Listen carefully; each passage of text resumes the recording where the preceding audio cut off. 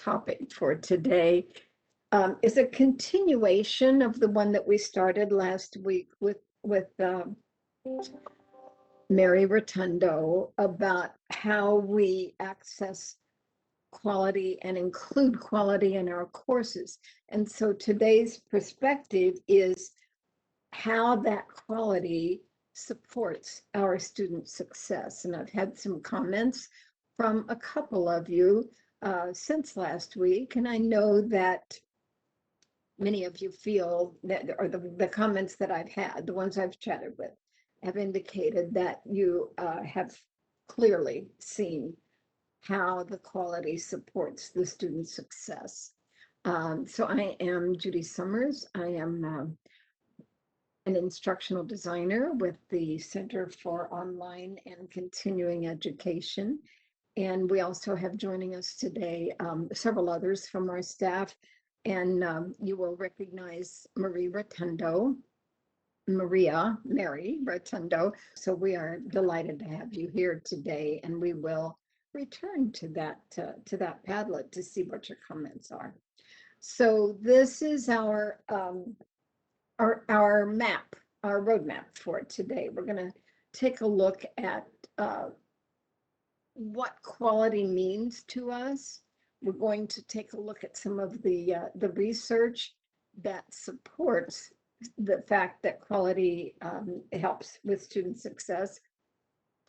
We're going to take a look at some of the connections that actually you have made, and I will share that with you in just a few moments, that relate to the QM standards. And then, as you could tell from the Padlet, I'd like to wrap up today with additional opportunities that you may have, that you may want to use for support. So let me go back in and take a look at our Padlet. So this is the comments that we have so far. Again, you will see in the Padlet, I made 2 columns for our first question. What have students noticed or shared about your courses? And then we also have 2 more columns for what we want to come back to at the end of it. And so first one is they enjoyed the recorded lectures. Absolutely. They do love those lectures, particularly where we're doing a fully online course. They've commented about the fact that your courses are practical, and that's that is a really strong piece, and relevant. How delightful that students can recognize when something that they are doing is relevant. And we will come to that in just a few moments.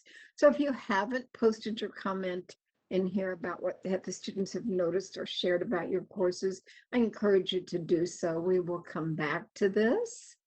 In going back in and in getting myself some of the background information to share this with you, I went back into the QM website, the Quality Matters website, and it's simply qualitymatters.org, but I also have the link listed for you at the end of this presentation. And so there are some quality assurance core concepts that are supported by QM. Now, QM has been doing research on quality within an online course since they actually started with their own research with one organization, Maryland Online, started in 2003 with a 3-year research grant to take a look at what was at that point in their online courses and to see what was in there that contributed, that supported the quality in the courses. So these are some of the core concepts from the session. QM is grounded in research. It's driven by best practices. And it is a community that puts learners first. And from our perspective, that is truly, truly what is the most, I think, the most important thing in what we do is that we're putting our learners first. We want to support them. Um, the QM format and the way that that courses are built following their standards is continuous, it's centered, it's collegial, and it's collaborative. And all of those things we can share with you as we are working with you. So there is a strong piece that supports learner engagement.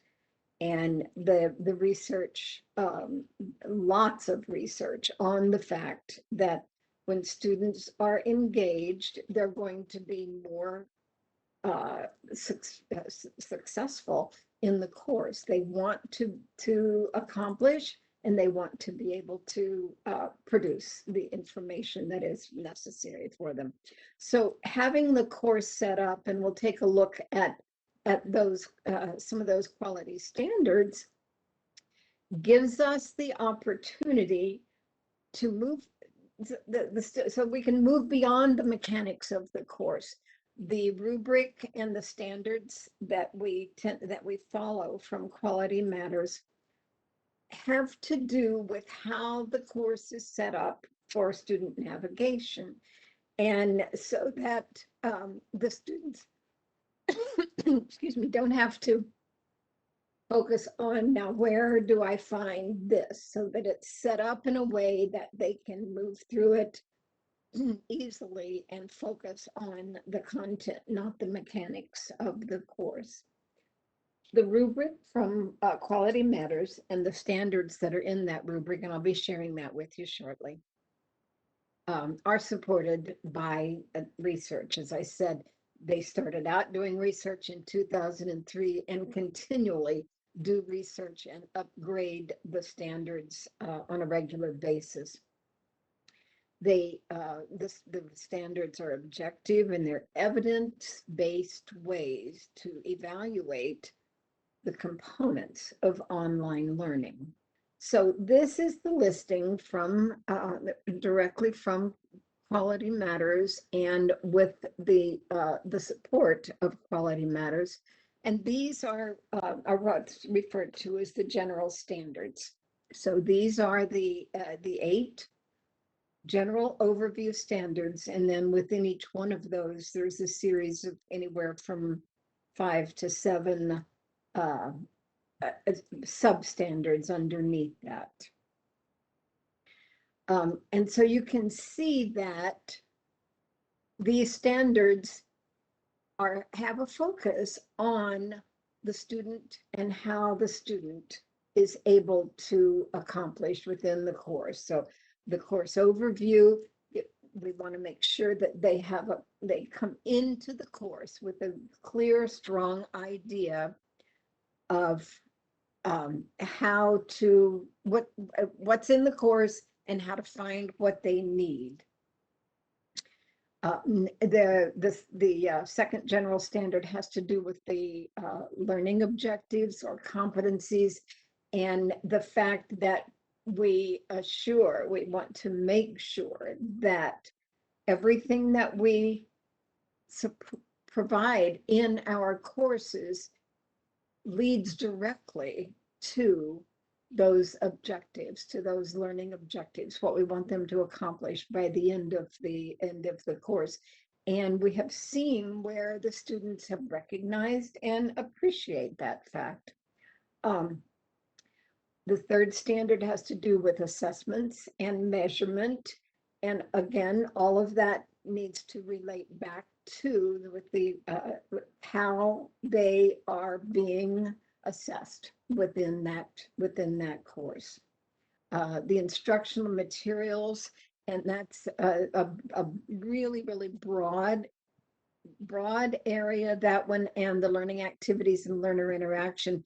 And much of the research indicates that these are the 2 components of our course building that directly impact the students and that the students recognize within the course. And you indicated that as well in your comments on the Padlet. The course technology is a strong piece of it, with recent, within the past year, everybody being online or being online and hybrid or some component of online. And so the course technology is truly an important piece of it. And we've done several professional development sessions on the technology, and we will take a look at how that technology supports our students' success. And you've probably already figured that out. The item number 7 on learner support is where we provide our students with information from throughout the university about where they can get additional help, and then the accessibility and usability for it. So that's that is the general standards, and I'm going to be showing you a little bit of the document that's going to show you some of the details in those standards. Now, this is a screenshot of the first part of the document that has the breakdown of the standards within each one of those 8 categories. And I will be taking a closer look at that. I also have a link to that document in the references. And this is one of the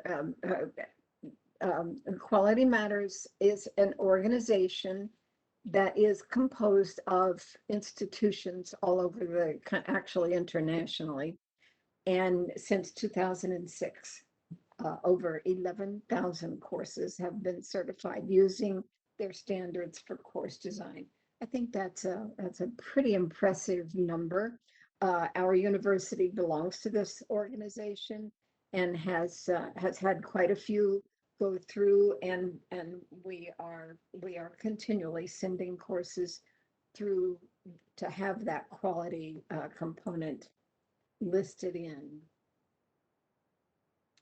And are there any questions or comments having to do with what we've covered so far?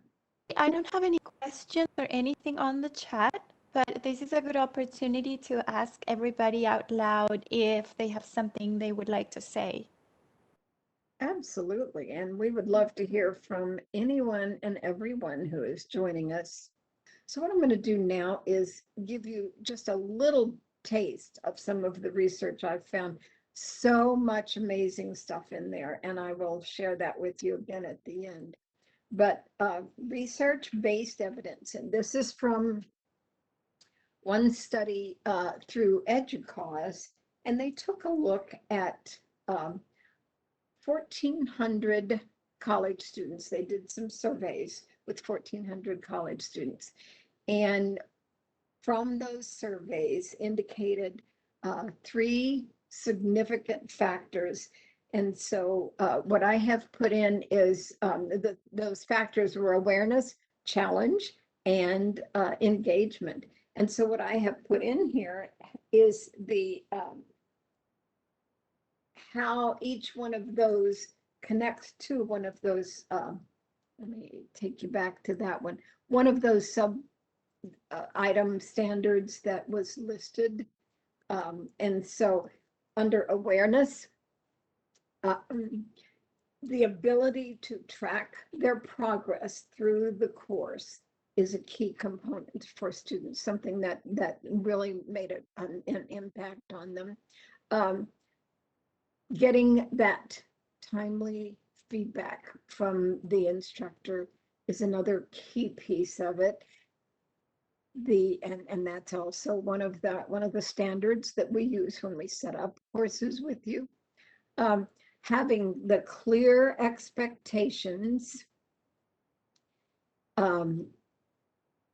that of what so that the students know exactly what is expected of them, and where to find what they need.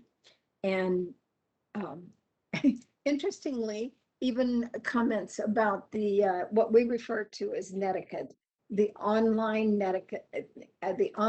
etiquette components, how to be respectful of one another in the online environment.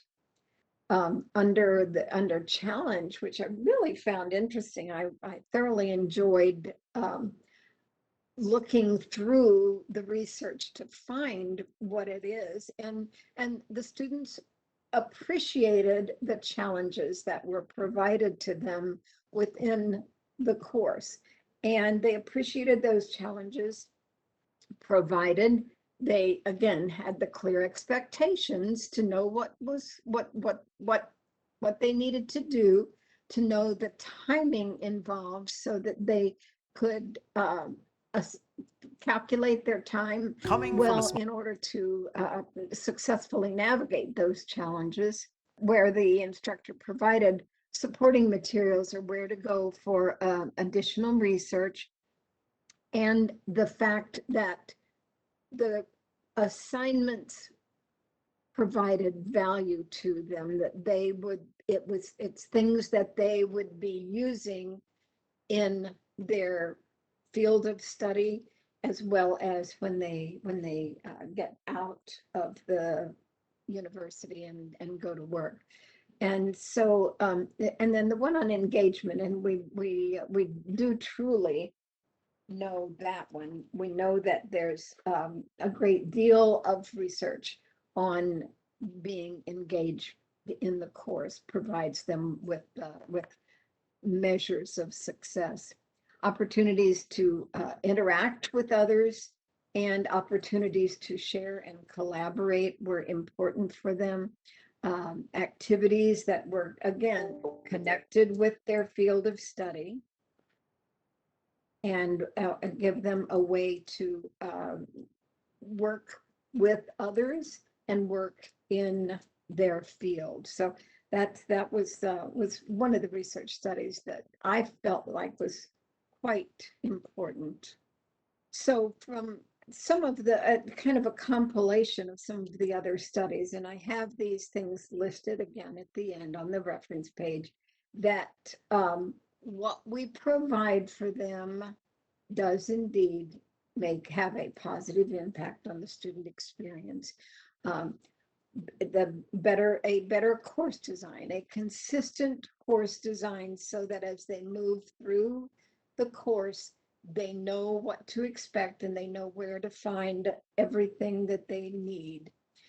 The fact that the courses are designed with the students in mind, in a way that provides them with the opportunities to be engaged in the course and to know what they need to do, what their expectations are. So that kind of narrows into the ease of navigation, that the courses are set up in such a way that they know exactly where to find what they need. Consequently, the course build opportunity reduces their barriers to being successful in what they need to do. If they know where to find things, if they know exactly what the expectations are, gives them the opportunity to focus their time and their efforts on making it happen for them. And then their learning definitely increases, and they are clearly engaged in it. Now, here's a little, I guess you would call it a surprise for you. These are, if you joined us in last week's session, we took a poll, and the question on that poll was, what do you include in your teaching to encourage engagement? And at that point, we did not say anything about making a connection to quality. We simply asked, what do you include in your teaching to encourage engagement? And this was the word cloud of the comments that those of you who are with us posted.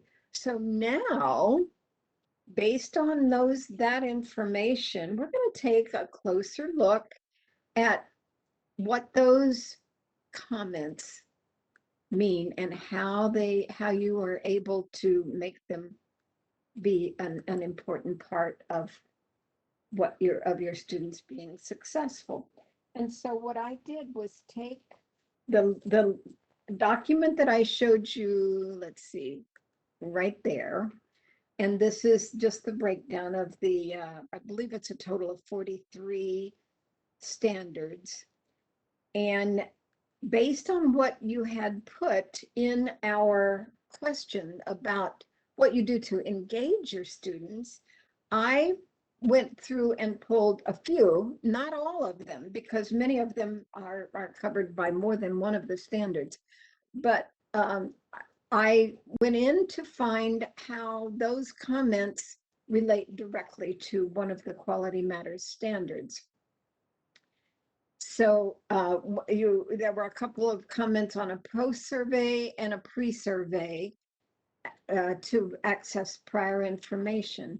And so that's from standard, or that accomplishes standard 1.2, that students are introduced to the purpose and structure of the course, as well as 1.7, expectations for knowledge within their discipline is clearly stated.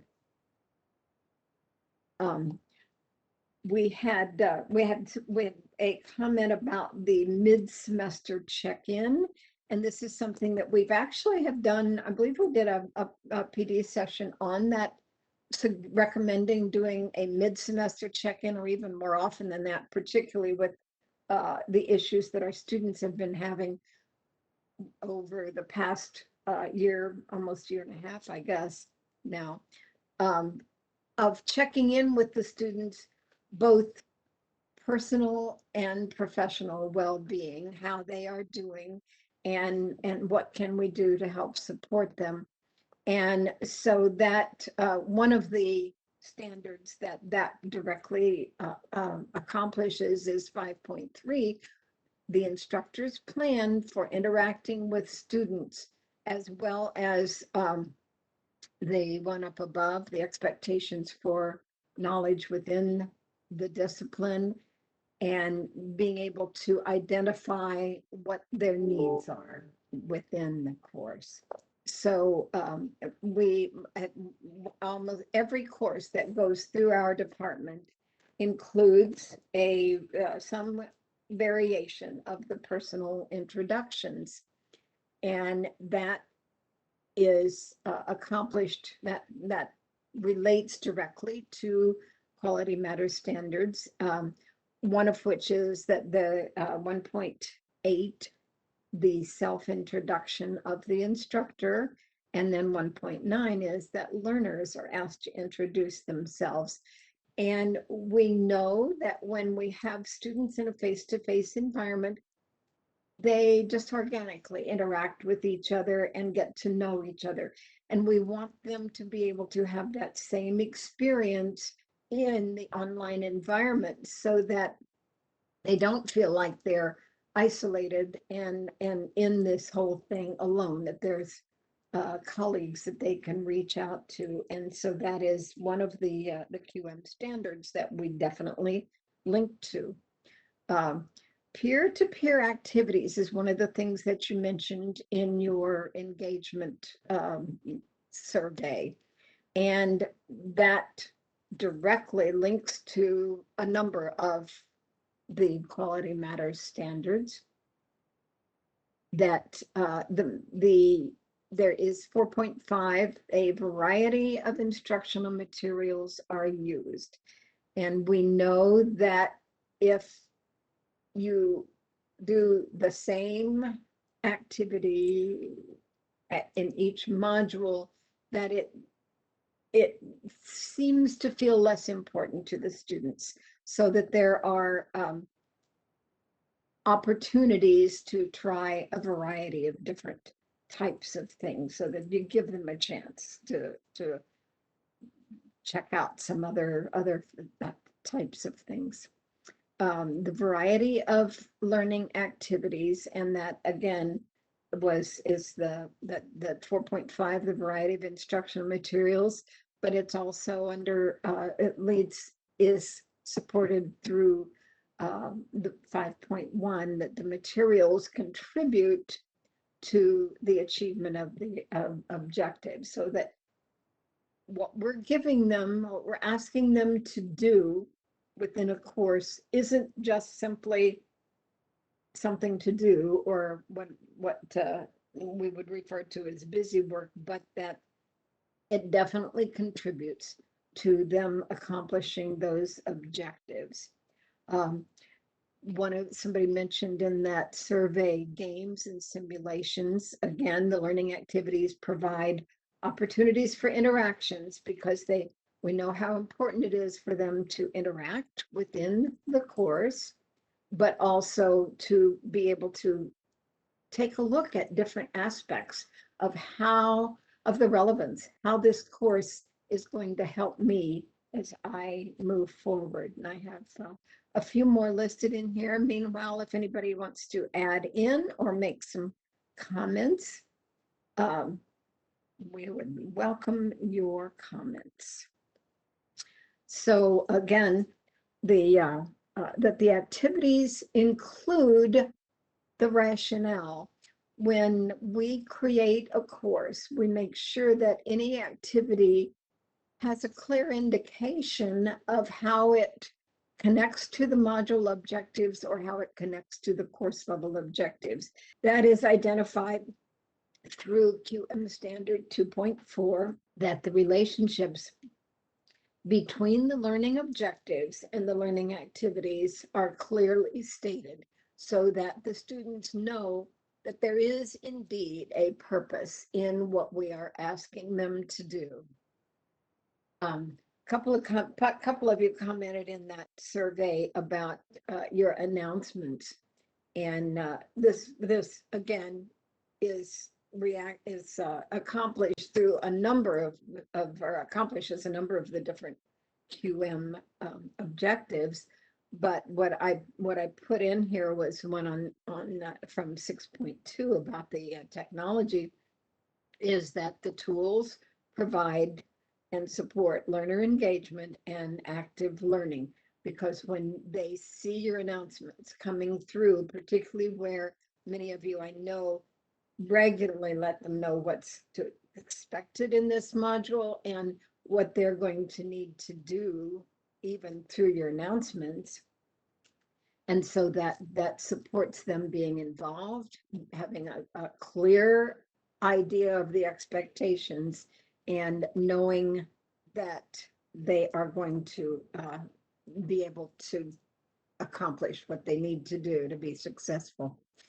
There were a number of comments on the video components, and even in the Padlet, several of you commented on the videos, and that there's a number of different QM standards that directly relate to this. I just put a couple of them in. Again, 6.2, that the tools within the course support learner engagement and active learning. And then also 6.3, that a variety of technology is used in the course. Again, that variety providing stimulation to the students in a number of different ways. The group and team projects, and I know that we've had some conversations about this, and we also know that for the most part, when it comes up, our students don't really acknowledge or appreciate the idea of a team project, a group project. And we know that they all need to have the experience now while they're in a protected environment to be able to learn how to deal with others, because they're going to have to in everything that they do throughout their lives. And so those team projects or group projects, again, are supported in a number of the quality matters standards. The one that I chose to put down in here is 5.2, that the learning activities provide opportunities for interaction that support active learning. Again, the mechanics of the course, not your content, are what these objectives and these standards support. And so you are giving them opportunities for student interaction. And this one, the last one that I have posted here is that it's easy to find what's needed in the course. And this was even from a conversation that I had with one of you just within less than a week ago. And that supports the standard, an 8.1 standard, that the course navigation facilitates the ease of use. And I am going to post the Padlet link again, because I would like for you to go back in and take a look at the second part. Well, the second question, that's not what I have on here, but so let me go in there and do that. And then I would like to, Mary's made a couple of comments, and I would love to have her identify and give you the opportunity to share as well. So the Padlet, and it's the same Padlet link, it's the same one you went to, and which we just put into the chat. But now it's part 2, and there's 2 different columns, places to post in that. What can you add or change to continue the quality support that you provide for your students? And so I would like to invite Mary to speak, and then invite anyone else to step in and share with the rest of the group. I am listening to you, Judy, and I am loving it because you bring that classroom perspective. You're making these very clear that everything we do ultimately is with the intent of providing a better experience for our students. I love the way you're connecting standards to what the research is saying, and then to what we do here and the things we add to our courses and to our design and quality process. Um, I, you know, I would love to hear, because I have heard from students who are now full-time staff members with us that they notice when a course has been designed with quality in mind, with the student satisfaction and the student experience in mind, and they do notice. So I know that's why you put that question there, and I would love to hear from our participants. And also that other question, your part 2, what can we do to add this level of quality student support? So I like that you're basically saying that us as instructors can also support quality as we teach. Absolutely. And I've posted the link again. I thought I had the question, but it's on the page. But you can also go into Padlet with the QM code, and we'll return to the Padlet. But I wanted to give you a chance to post some things, and then perhaps when they're in there, you would want to talk about what you have posted in the Padlet. Right. So right now I can see that somebody said be more explicit with my objectives and rubrics, Oh, and nice. facilitate the course navigation. So far, these are the 2 comments we have there. Wonderful. So I'm going to invite everyone to go back into it, and there it is. And anybody, I would love it. I would love for if you have posted something, or even if you haven't, if you want to just add to the conversation, if you would let us open your mic and let you chat. More explicit with your objectives and with the rubrics. Yeah, those rubrics are a key part of it too, because that's how we let the students know the expectations. And so the rubric is, as we know, so much more than a grading piece, but um, the ability to support student learning and student success. Facilitate the course navigation, and that is an important part of it. And again, as we mentioned last week, if you would like to have the course template that we have, which does include that course navigation within it, we would be more than happy to share that with you. Anybody who's in the group we would love to have you join in the conversation. This is not just about Miss Mary and I. It's about you and how you clearly support your students. And this is, and you will get this presentation as well as the links, but this is the link to the Quality Matters organization.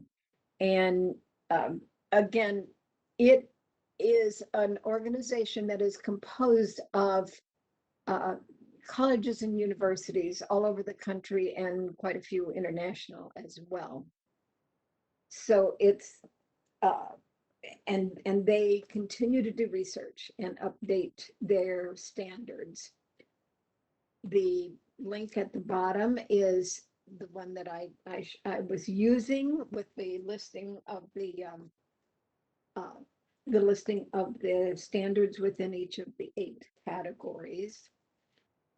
And then the other 2 in there are some of the reference material that I was using, the research material. So that said, again, thank you so much for joining us today. And I appreciate what you are doing for your students. We truly appreciate that, because that indeed is why we're all here. Thank you for joining us. And if you have any questions at all, please feel free to reach out.